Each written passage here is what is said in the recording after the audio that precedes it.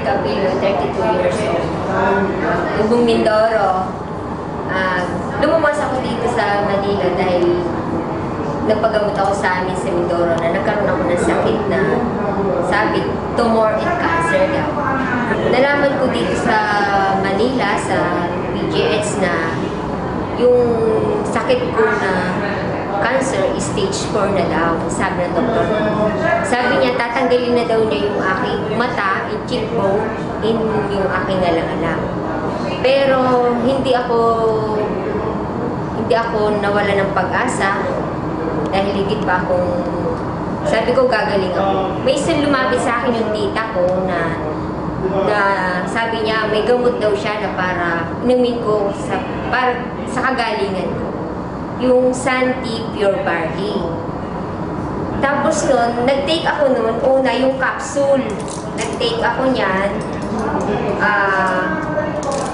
umaga, 2 capsule and morning. Tapos may lumabas dito sa aking ilong na may dugo na may para siyang nana.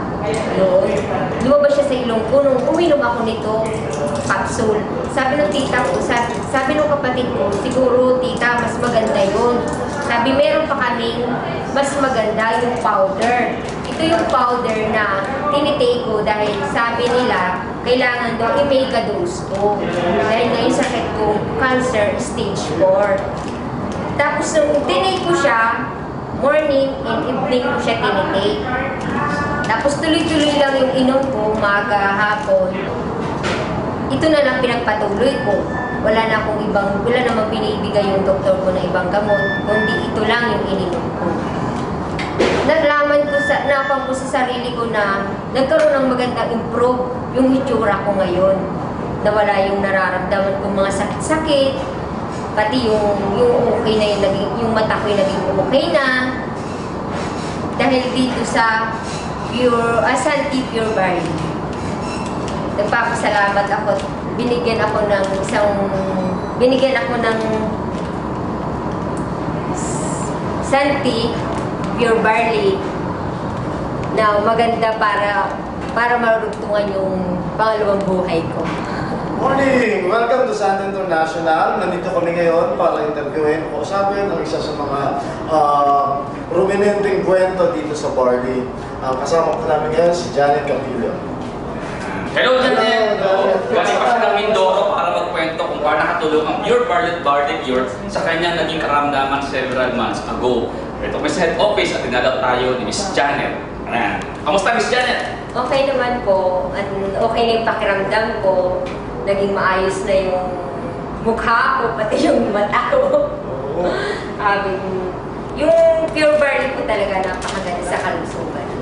Alam mo ba kung kita na-meet ngayong araw, kilala na kita sa picture namin, sa presentation namin, nakikita namin yung mukha mo Kaya kanina, nung pumunta ako rito, akala ko, kanina artista ka, imagine mo yun. Siguro mas maganda, tanggal natin yung kanyang para mas makita yung pruweba. Kasi alam niyo lagi yung nagkakatuwa at pag yung picture niya doon, makakagamas na namin. Sabi, para daw yung si Margarito nasuntok ni Manny Pacquiao. Talagang malaki yung bukol dito, luwa yung mata. Imagine, yung natutulong ng kawalan ng resources, na nagiging creative tayo para makawalan solusyon. Kung mayaman to, tinatanggal ang mata nito. Buti na lang, Janet. Meron tayong Santi Barley Cure at Pure Barley. Diba? So ngayon, kamusta ka na? Okay naman po, malakas na. Hindi na nakakaramdam na sakit ito sa aking mga sinabi ng doktor ko na cancer daw po, na stage 4 daw po. Wala nung uminom ako ng Santi Pure Barley. Paano ba ito